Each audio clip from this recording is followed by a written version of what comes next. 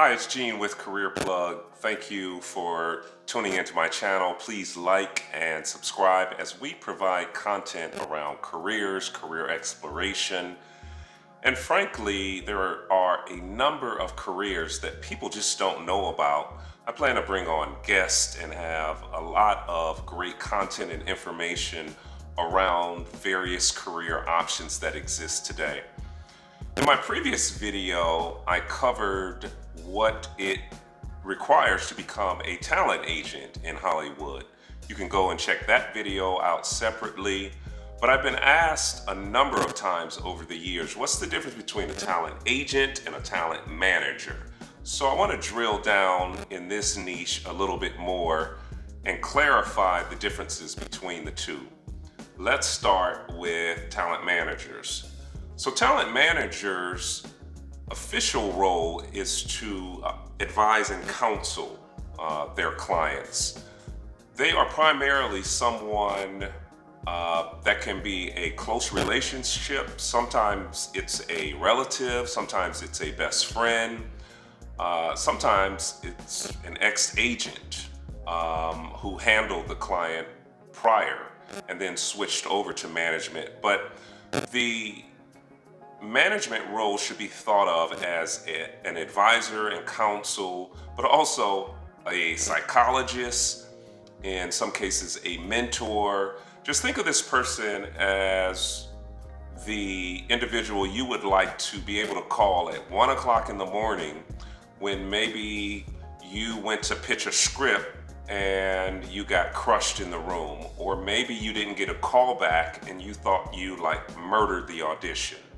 So you want to be able to call someone and just vent about how you're feeling, your insecurities, how you felt confident about something. Again, this person is there in essence to be and will become one of your best friends. You guys should definitely get along. They are also there to help you, especially if you're starting out, to get photos done, direct you to classes to take.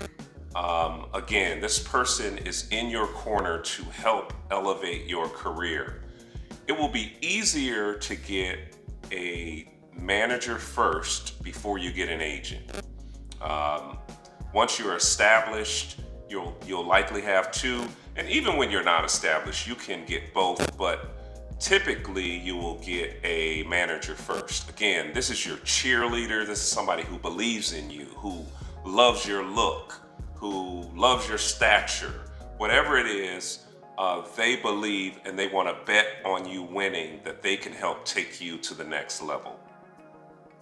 So let's switch over to fees for talent managers. Talent managers can typically charge 10 to 15% client commissions. I have seen it at the 15% when people start, and as people establish themselves, it decreases to 10%. One method managers use to help supplement their income, and this is different from talent agents. Talent managers can also produce.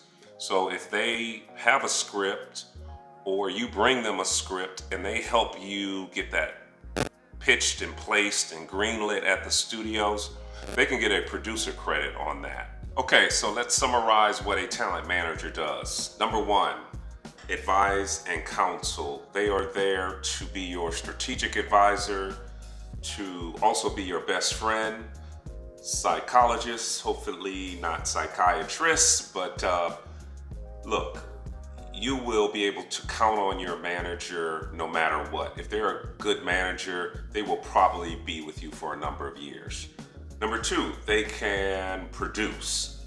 A manager can get a producer credit on television or film.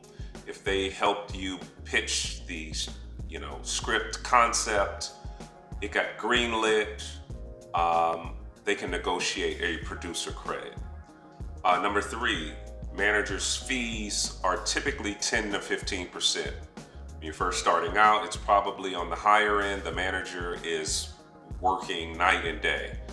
As you progress in your career and things come to you guys a little bit easier, they typically will reduce their commission down to probably 10%. So those are the three things, and let's now talk about talent agents briefly. So a talent agent is there primarily to get work for you. It is their job to secure for their clients as much and as many roles, scripts. They're going to set, producer meetings, studio meetings, anything that they can do to secure work for you. More money, more money, more money. That is their number one role. Talent agents will typically have, 20 to 25 clients, unlike managers who may have 3 or 4. So the personal relationship maybe won't be as cemented, but there are a number of talent agents who are very close to their clients and sometimes leave the agency to become their client's manager. But in result, they are there to secure work for their clients. Number one thing they need to do when they get up, they need to be thinking about their clients. When they go to bed, they're thinking about their clients. So I would say the second thing an agent does is different from a manager is they are capped in terms of their fees at 10%. The Association of Talent Agents sets all the stipulations and requirements around agents. Agents cannot charge more than 10%.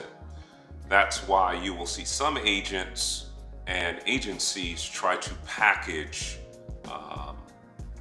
television or film scripts and or series. That way they can put a writer, director, and maybe cast.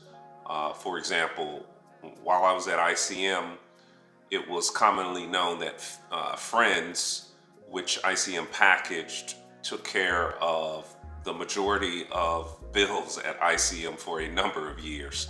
The show produced a lot of money, and because ICM packaged that series, they were able to demand and put in for a higher commission. But typically, agents are capped at 10%. So, number one, agents are there to find you work, primary role. Number two, they're capped at 10%. I'd say number three, the agent is responsible for the initial contract negotiations. While I was at ICM, we would have a template in the TV department in which we just check the boxes off on some initial foundational fee structures, and then we'd send it over to business affairs to finish getting flushed out. But primarily, an agent over the manager negotiates the contracts that the client and the manager have agreed on upfront. So it's the agent's job to get that done, then send it over to the manager for review, get it signed by the client, etc. So just to summarize those three again: the agent, primary role, get work, get money, get work. More money, more money, more money. Number two, fees are capped at 10%. Number three, they cannot produce, but they do package, or at least attempt to package, in order to get above that 10% commission. Okay guys, thank you for joining me again. I hope that was helpful, and look out for my next video. Please like and subscribe. All right, later.